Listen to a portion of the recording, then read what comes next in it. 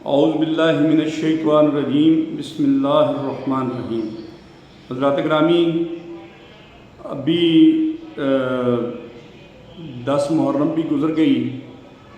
اب اس کے بعد جو کرنٹ فیز جو آ رہا ہے وہ ہے اس سبجیکٹ سے سبق حاصل کرنے کا کہ اتنا بڑا سانحہ کربلا ہوا، اتنی بڑی کیجویلٹیز ہوئیں، اس کے بعد بھی اس کا سلسلہ آج تک ہم فیس کر رہے ہیں شیعہ سنی کے فسادات کے تناظر میں۔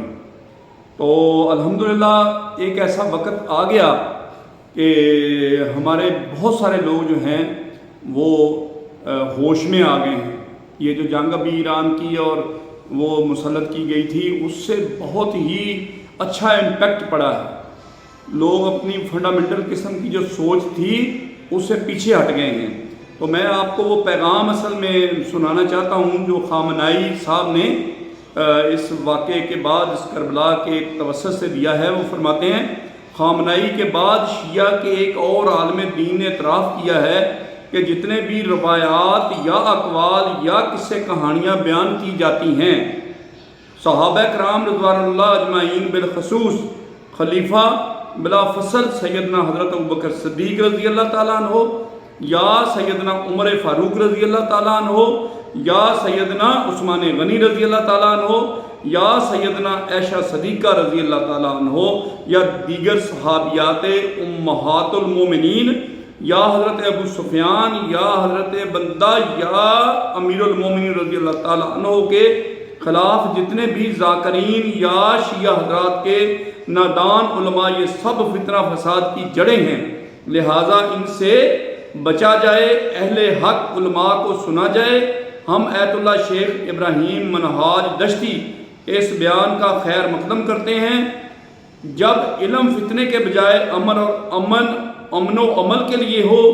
معروف شیعہ عالم ایت اللہ شیخ ابراہیم منہاج دشتی لکھتے ہیں، تاریخ فتح مکہ میں ایک واقعہ درج ہے۔ تاریخ فتح مکہ میں ایک واقعہ درج ہے کہ حضور پاک صلی اللہ علیہ وسلم نے عمومی معافی کا یعنی عام معافی کا اعلان فرما دیا، لیکن چند مخصوص افراد جو تھے ان کے قتل کا حکم بھی دیا، جن میں اکرمہ بن ابو جہل بھی شامل تھا۔ تاہم اکرمہ کی بیوی نے رسول اللہ پاک صلی اللہ علیہ وسلم سے شوہر کے لیے امان حاصل کی اور اسے واپس لے کر آئیں۔ جب رسول خدا صلی اللہ علیہ وسلم کو خبر ہوئی کہ اکرمہ واپس آ رہا ہے تو آپ نے صحابہ سے فرمایا، اکرمہ تمہارے پاس واپس آ رہا ہے، جب اسے دیکھو تو اس کے باپ کو برا بھلا نہ کہنا، کیونکہ مردوں کو گالیاں دینا زندہ لوگوں کو تکلیف دیتا ہے۔ آپ نے کہا کہ ان کے باپ کو برا بھلا نہیں کہنا، کیونکہ جو مردہ ہیں ان کو گالیاں دینے سے زندہ لوگوں کو تکلیف ہوتی ہے۔ پھر جب اکرمہ مسلمان ہو گیا تو اس نے شکایت کی کہ لوگ اسے اکرمہ بن ابو جہل کہہ کر پکارتے ہیں۔ رسول اللہ صلی اللہ علیہ وسلم نے صحابہ کو اس سے باز رہنے کو حکم دیا اور فرمایا، مردوں کو برا بھلا کہہ کر زندوں کو اذیت نہ دو۔ یہ ماخذ الاستجاب ابن عبد البر جلد نمبر 3 ہے، صفحہ 108 ہے، یہ ریفرنس ہے۔ یہ وہ نبی صلی اللہ علیہ وسلم ہیں جو اس بات سے بھی رنجیدہ ہو جاتے ہیں کہ کوئی کسی کے باپ کو برا بھلا کہے، یہاں تک کہ اگر وہ ابو جہل ہی کیوں نہ ہو، جسے قرآن فرعون امت کہہ چکا ہے۔ اگر رسول اکرم صلی اللہ علیہ وسلم اس قدر حساس تھے کہ وہ دشمنان اسلام ابو جہل کے ذکر پر بھی اپنے 9 مسلم صحابی کے دل کا خیال رکھتے تھے، تو کیا یہ ممکن ہے کہ وہ اپنے قریبی اصحاب یا ازواج مطہرات کی آہانہ سے رنجیدہ نہ ہوں؟ آج جب ہم بعض تاریخی روایات کی بنیاد پر بزرگ صحابہ امہات المومنین یا دیگر شخصیات کی توہین کرتے ہیں تو ہم دراصل وہی کام کر رہے ہیں جس سے رسول خدا صلی اللہ علیہ وسلم نے سختی سے منع فرمایا تھا۔ ہمیں غور کرنا چاہیے کہ کہیں ہم تاریخ فتنہ انگیز عناصر کے ہاتھوں نادانستہ طور پر استعمال تو نہیں ہو رہے۔ ہم بعض روایتوں کو جن کی صحت متشبہ ہو اس اعتماد سے دہراتے ہیں گویا وہ وہی ہوں۔ نتیجہ یہ نکلتا ہے کہ ہم اپنے ہی دین کی جڑیں کاٹتے ہیں۔ اپنے ہی عقیدے کو مشکوک بناتے ہیں اور دشمنوں کے ہاتھوں کو مضبوط بناتے ہیں اور ان کے ہاتھوں میں کھیلتے ہیں۔ ان حالات میں جب کہ روایات میں جعل سازی، تحریف، مبالغہ آرائی اور فرقہ واریت کی بو صاف محسوس کی جا سکتی ہے، اہل علم کی ذمہ داری ہے کہ وہ ایسی روایتوں کو تنقیدی نظر سے دیکھیں، ان کی تصدیق اور ترویج سے پہلے خوب تحقیق کریں۔ خصوصاً ممبر پر بیٹھنے والے خطباء، ذاکرین اور مداحین کو چاہیے کہ وہ فتنہ انگیز اختلاف پر مبنی اور اشتعال انگیز روایتوں سے احتجاج کریں، ورنہ یہ جذباتی تقریریں اور نوحے قوم کو شعور نہیں انتشار دے رہے ہوتے ہیں۔ حضرات گرامی، یہ بہت ہی ایک بڑا میسج ہے، بہت ہی بڑا پیغام ہے، یہ بہت بڑی تبدیلی بھی ہے۔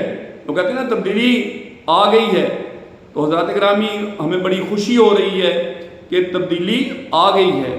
ہم شیعہ سنی جو بہت ہی سرگرم تھے، کتنے قتل ہوئے اسی بیس کے اوپر، تو آج الحمدللہ اللہ تعالیٰ کی ذات نے وہ گراؤنڈ بنا دیا جس پہ بیٹھ کے اب دیکھیں بہت بڑے علماء کرام جو ہے، چاہے وہ اہل تشیع کے ہوں، چاہے وہ اہل سنت والجماعت کے ہوں، وہ اس بات پہ متفق ہو رہے ہیں کہ ہمیں یہ سب چیزوں کو چھوڑ کے ایک پلیٹ فارم پر آ جانا چاہیے، اور وہ پلیٹ فارم حسینیت کا ہے۔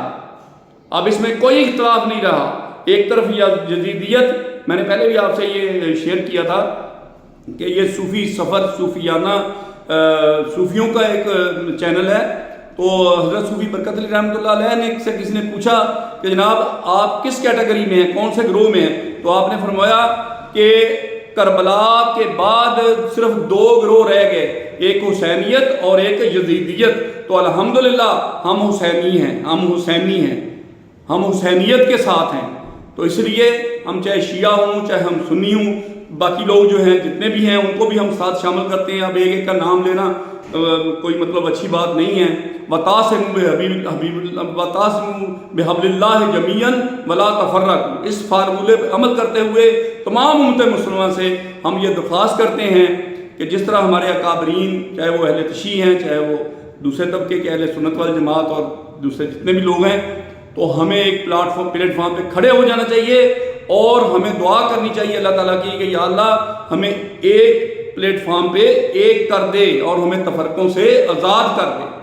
یہ وہ لعنت ہے جس نے کتنے لوگوں کے جان لی ہے، بے گناہ جان لی ہے۔ اب ہمیں یہ ثابت ہوا ہے کتنا عرصہ گزرنے کے بعد، تو یہ بھی ابھی بھی شکر الحمدللہ کہ ہم ہوش میں اگر آ گئے ہیں، ہم پر امید ہیں۔